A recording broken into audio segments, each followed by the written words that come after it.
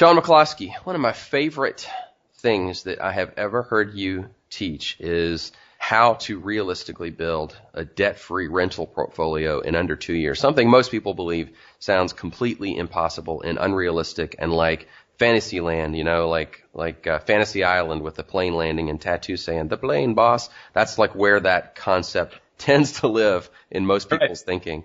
But I know it's realistic thanks to my conversations with you. So take me through it. How in the world, and do it from the perspective of someone who has never heard you go through it before, if you would, how in the world is it possible to do something like that? All right. First of all, I'll say this is difficult to explain when I don't have a whiteboard and all kinds of visuals in front of me. So stay with me here with numbers and stuff like that. But, and I'll also disclose that this is not a tactic that I have done personally. Matter of fact, myself and Steve Cook started brainstorming this idea a couple of years ago just out of concept because we both made the decision that we would never borrow money again. And when we made that decision, we thought, well, how would it be possible to own a free and clear rental property portfolio debt free unless you just go out and make $1 million and you pay cash for 10 houses at $100,000 a pop? So we started thinking, is there another way to do it and acquire and accomplish the same goals without having to wait 10 years to do it? And this is what we came up with.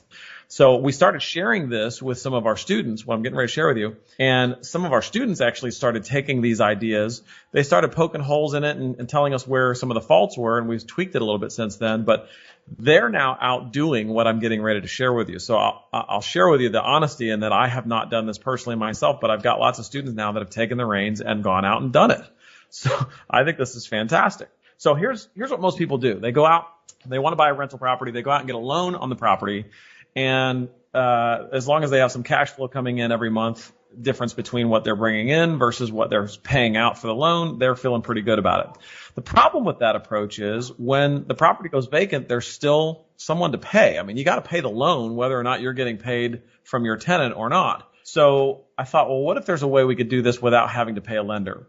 And I thought, what if we want to acquire a real estate property, investment property portfolio without debt? Well, could we take on a private lender to put up the money for a rental house? And I started thinking about that. I thought, well, the numbers would obviously have to work. And how would we structure this and how would it look? So I started writing some numbers down, and just stay with me here for a second. This might get a little bit confusing for a minute, but just stay with me. Let's say, and I'm going to use very round numbers here to make sure we're all on the same page and we don't have to do lots of math in our head. Well, let's say that we can go out and buy a rental property where we're all in for, let's say, $30,000. And I'm going to use this as an example where that rental property is bringing in $1,000 per month in rent. Now, I realize those numbers are strong. I can actually buy houses like that where I live in St. Louis, Missouri. There's lots of areas around the country where you can buy houses where you're all in with repairs and everything for $30,000 and you can rent it for $1,000 a month. I'm not saying that they are the easiest to find. You do have to have a little experience to find deals like that, but they are out there all day long. So if you live in California or something like that and these numbers don't work for you, just get the concept for right now. You don't have to use these numbers. So I thought, what if I could have a private investor put up $30,000, and what if I could give them a return on their investment each month when and if the property is rented out? So basically, the private investor or the private lender would be the financial person only, and I would be the person that does everything else. I would go find the deal. I would renovate the deal if it needed renovations. I would put a tenant in the property. I would make sure that the property is being managed properly and things like that. So my portion of the joint venture partnership, which is what this is, would be all of the work, and my private lender's portion of the joint venture partnership would be provide the money. That's it. I don't want them doing anything else. So they put up $30,000, and we bring in $1,000 a month rental income from this. Now, the way we divvy up the money is simple. I would immediately take 30% off the top end for expenses. These are things like, when the property goes vacant, the house is going to need things like paint and carpet, right? When taxes are due, somebody's going to have to pay the taxes on the property, insurance, things like that. In all the landlords I've spoken with, they say 30% is a pretty realistic number to include taxes, insurance, vacancy rates, fix-ups, and all that stuff.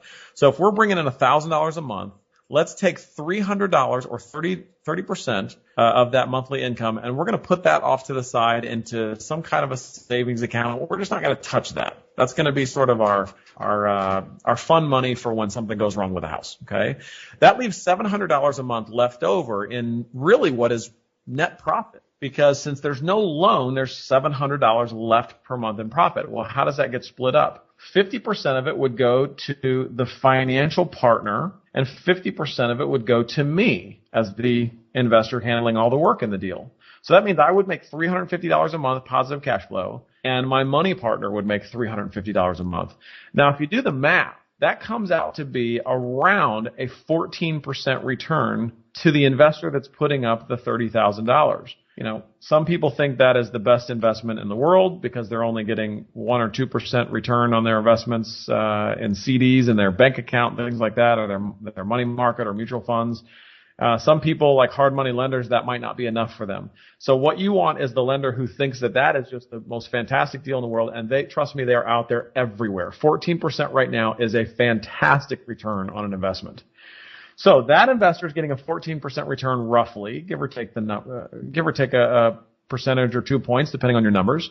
And what's my return on my investment? Well, I've got zero money invested in this deal, but I've got my time invested. So the return for me financially is an infinite return, but I do have some time. I've got my time I've got to spend finding the deal, getting it fixed up if it needs work. I've got time to find the tenant and get them in the property. But at that point, I'm making cash flow every single month. Now, the beautiful thing about this is if the property goes vacant at any point, then the financial provider, the financial partner in this transaction, just doesn't get paid. Since the transaction's not getting any income, then he doesn't take a salary that month, and neither do I. We only split a percentage of the income. So if, let's say somebody doesn't pay us this month, or let's say somebody moves out and, let's say the house needs paint and carpet, which is pretty typical. Well, all of a sudden the person moves out. My private investor does not get paid that month, neither do I.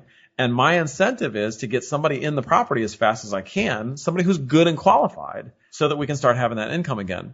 Now, we've taken some of that vacancy into consideration with our 30% number that we're taking off the top of the monthly rent. If you remember, I said we're taking $300 a month and putting it aside for a rainy day. So I've got some vacancy figured into that number. But let's say that something crazy happens. And let's say that, and this happens, by the way. Let's say somebody files bankruptcy who's one of our tenants. And let's say they end up living in our house for free for 6 months. And then we finally...